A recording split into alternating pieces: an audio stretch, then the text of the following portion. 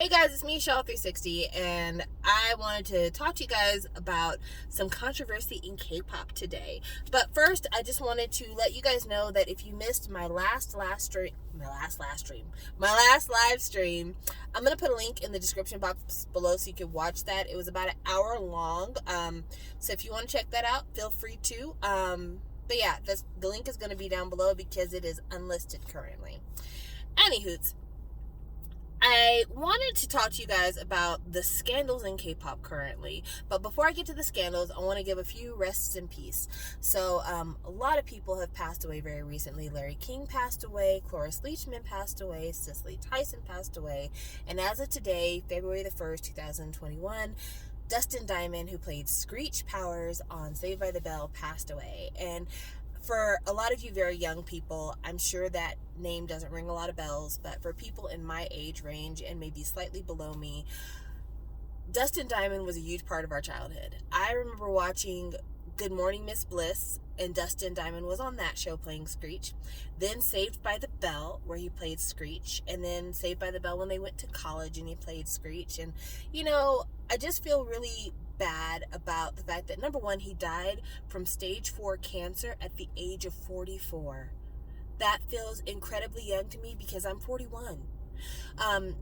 But two, his career after Saved by the Bell received a lot of criticism. A lot of people were really shitty to him about the fact that he went into the porn industry and he did a lot of other publicity seeking things. But here's the thing. Screech started on Good Morning Miss Bliss when he was a literal kid. Before he even could catch sight of puberty, he was on that show. And on that show, he played the outcast. He played the loser, the geek, the nerd. They made fun of the way he looked. They made fun of the way he spoke. They made fun of his personality.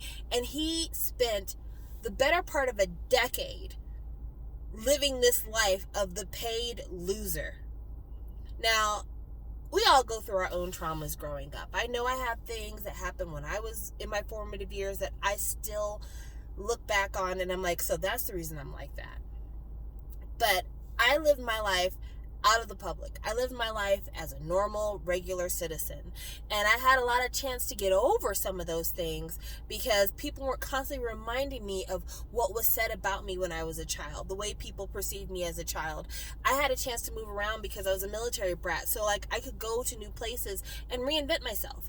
But Dustin Diamond, no matter what he did in life, no matter where he went, he was Screech Powers, the geek, the nerd, the loser. And that's a lot. That is a lot, especially when it's so closely tied to your appearance. An appearance that you opt not to change because there's actually nothing wrong with your appearance. So I feel bad for his family. I hope that they're finding ways to cope with this super sudden loss because he had just announced that he had cancer literally weeks ago. It hasn't been that long at all. And as somebody who lost a parent to stage 4 cancer in a matter of months, 3 months, I highly sympathize with the shock his family must be going through. So rest in peace. It's just really sad. But anyway, let's talk about controversy. First, let's talk about Shinee. Shinee's got a new album coming out. It's their 7th length album. But of course, because they have a new album coming out, there's problems. Number one, Taemin, an old interview resurfaced that people are saying proves that Taemin is sexist. I can't really go into specifics about this interview. Number one, because I've seen several different translations, and depending on the translation you read, it does sound slightly sexist. And then if you read another translation, not so much. So that's a thing.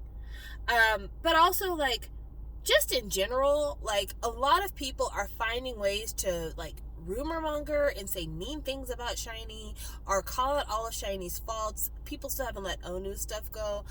And on the one hand, if you're truly offended by this stuff, if whatever's going on really hurts you, your hurt is valid. Your feelings are real, and nobody can tell you how you need to feel about something. And if your feelings preclude you from being able to enjoy a Shinee comeback, I get it. And I'm not going to be the one to tell you you shouldn't feel that way. But if you're one of the people who's spreading misinformation and saying cruel things and encouraging people to not support Shinee just because you have a chip on your fucking shoulder, I just have to ask, like, what's wrong? Who did something to you? Because this is a really joyous moment for me personally as a Shawwal. Like, I haven't pre-ordered the album yet because I'm not sure how many versions there are. All of the pre-order listings say photo book version, so I'm assuming there's going to be probably jewel cases, flip book, etc., etc. So I'm waiting until I can get all of my versions ordered, but I digress. We haven't had Shinee since Story of Light 2018, an album that they put out after losing one of their members. And so Shinee coming back after most of them have completed military service, and knowing that this might be the last Shinee project for another 2 years because Taemin still needs to go to the military. Like, I just want to enjoy this moment, y'all, and I really wish that people wouldn't find things to make problems about to diminish my enjoyment of a moment in time. Like, that kind of fucks me up. But, you know, like I said, if bringing this to the forefront exposes some kind of bias or some kind of flaw in thought, feeling, or action by a member of Shinee that causes somebody to feel like they can't support the group anymore, if it really touches you like that, if it touches you like that at all, then I totally get if you're not able to give your support. But currently, I'm still gonna keep on. I'm sorry. Next, let's talk about Sowon from G-Friend and the fucking Nazi controversy. Like, didn't that sound weird to say? So Sowon from G-Friend, she put some pictures on her Instagram of her hugging a mannequin dressed in a military uniform. The military uniform was an SS uniform, a Nazi uniform. And she took it down super shortly after and claimed it's because she didn't want the fans to be jealous. Okay, girl. Okay. So Source Music came out and said, listen, it's not our fault. We hired a third-party PR firm to do some work for us in November, and they chose this cafe. This mannequin was in there. She took the pictures. Not the artist's fault. Not our fault. We didn't know. We'll be better. We're sorry. First of all, this is all lies. A company like Source Music, a subsidiary of Big Hit, they don't hire a third-party firm to take care of things and then just take their hands off of it and just tell the artist, show up at 8 a.m. and we'll start shooting. Like, they may tell the artist, show up at 8 a.m., but trust and believe that the person who cuts the checks to pay the third-party vendor, they are double, triple, quadruple checking every fucking thing. That third-party vendor has to get security clearance for the venue, so they have to tell people where the venue is, what kind of venue it is, the capacity. There's COVID regulations that have to be observed currently because of the state of the world that we're in, because back in November we were still in COVID. We're still in COVID now. It's been now almost a year. There are so many checks and triple checks that have to happen when you're pulling off an event like this. And we're not even talking like the kind of checks that a concert goes through. Just, making sure that, there's security options, the COVID regulations, the occupancy, and also like what the place fucking looks like. They have to take pictures of the interior of the venue to see if the aesthetic of the venue matches what the company's trying to do with the artist. So they pick a Nazi-themed cafe, sent those pictures to Source Music, and Source Music said, yeah, that sounds reasonable. This is cute. We can work with this. Don't for a minute make it seem like y'all didn't have no hand in this, because these people want to get paid, and they're not going to do anything that's going to prevent them from getting paid. So of course they're going to ask Source Music, is this okay? And then for Sowon to hug this mannequin, when I first looked at the mannequin, I'm like, you know what? There's no Nazi, like a swastika. There wasn't a swastika on the uniform, so maybe she didn't get it. Maybe.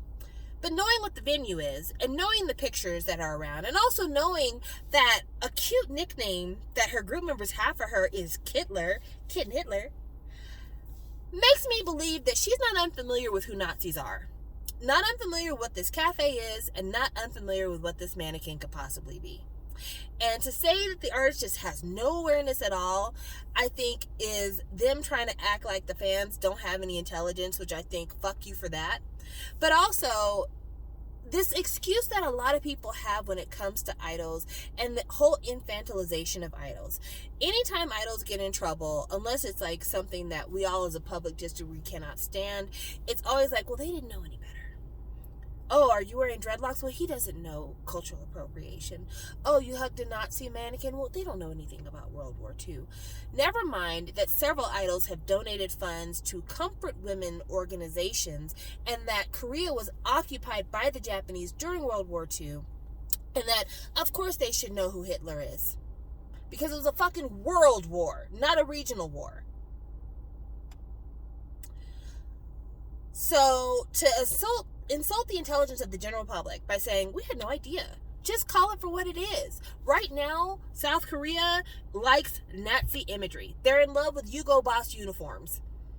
They like the way that shit looks. And because it is Eurocentric, the idea of the trauma and the atrocity linked with this aesthetic don't play in. Because, it's thus be in love with what white people looked like in the 40s and 50s. That's what we're attracted to. Not the idea that these beautiful gray uniforms that you love so much were put on the bodies of people who were literally trying to exterminate an entire race. And listen, I get it. Let's talk about it for a minute because I do have some sympathy here. Young people in Korea are experiencing an employment crisis. Young people in Korea have these family obligations that are breaking their backs. It is a filial country. It is a patriarchal country. There's just a lot of freedoms that young people especially, just don't have. And pile on to that the Me Too movement and men feeling like their power structures are being eroded and they probably could give a fuck about the extermination of the Jewish people 70 years ago, 80 years ago. I'm sure that they could care less. But at some point, you have to look past your own problems and take a look outside. Now, not saying that your own problems, your own economic insecurity, your own financial disparities don't matter. But come on. Just come on. If someone was to wear a rising sun flag dress, all of Korea would be in a tizzy. Even if it was somebody who has no connection to Korea and really no connection to Japan. If it was, a South African singer who was wearing a rising sun flag dress, the Korean public would be in a rage. Like, how dare you? Don't you know what this means? Don't you know what they did to us? But flip that script and say, don't you know what this uniform symbolizes to a group of people? And it's like, well, how are we supposed to know? It didn't happen to us. Keep it consistent. But this just goes into a bigger problem of this whole, again, infantilizing, acting like our idols don't know, so we can't hold them accountable. Kenny JD did a video recently for her Bad Movies in a Beat movie review, and it was a review of a movie called Hype Nation 3D that Jay Park is in. This movie was filmed, I believe, in 2010, and the movie, from the way her review sounds awful. But she spends a lot of her review talking about, the anti-blackness of Korea and other Asian countries.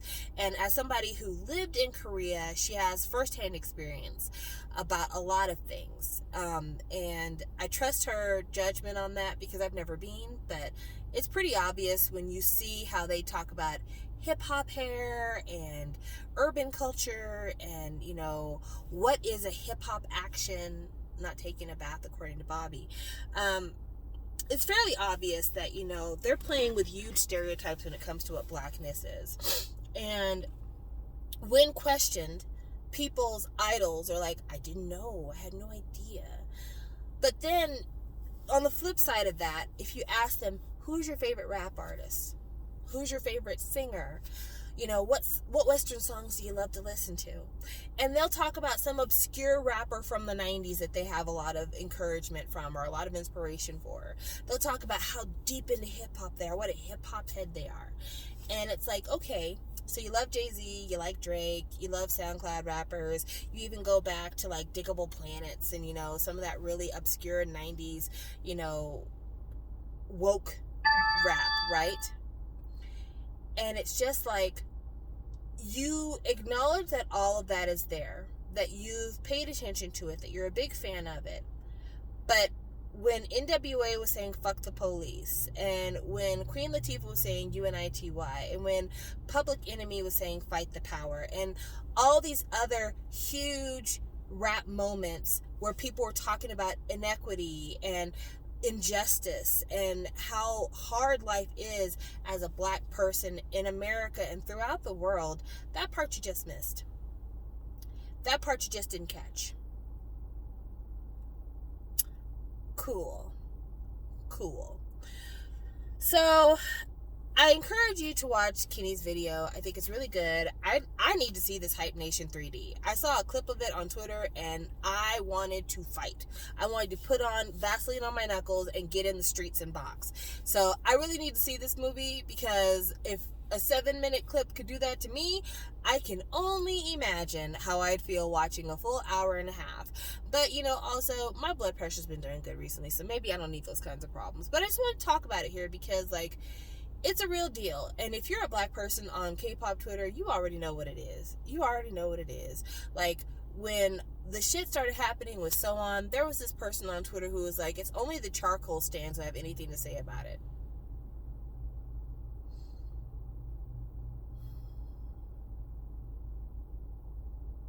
Because if you say the N-word, your account can get banned. So you say something like charcoal stands, or if you say monkey, it might flag your account. So you say something like chocolate, or you say something like tar, or some other adjective in order to say what you really mean.